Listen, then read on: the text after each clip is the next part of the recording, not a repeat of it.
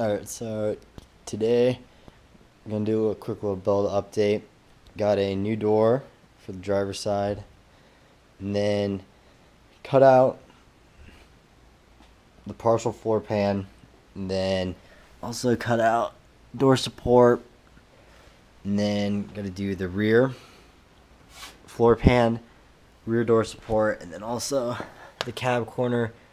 That's the goal for this weekend, is to get the driver's side all cut out and re-welded back in. For inside the cab, I have a all new under dash wiring harness to clean up all this rat's nest. To clean it up, make it nice, new wire, it's already wrapped.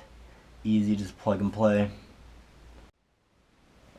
Pulled the gas tank just because welding and grinding and cutting in here just for safety. Didn't want any spark or anything to happen, so why chance it. Pulled it. Haven't decided if I'm gonna do a rear mount gas tank underneath the bed or not yet, but if it happens, it'll be in the future, probably a couple months to hopefully no more than a year from now that'll be done. And then for the front, pulled the whole front clip, and then I have two new fenders for the front that are the same color as this cowl.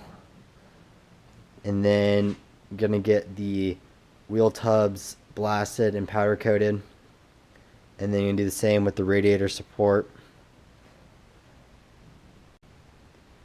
And then as of right now, the bed is the storage compartment for everything, and then eventually you're gonna pull the bed, redo the bed mounts, new wood, possibly get it blasted. Haven't decided yet, but most likely we'll get it blasted and powder coated just to help prevent rust and to get rid of the rust that's already here.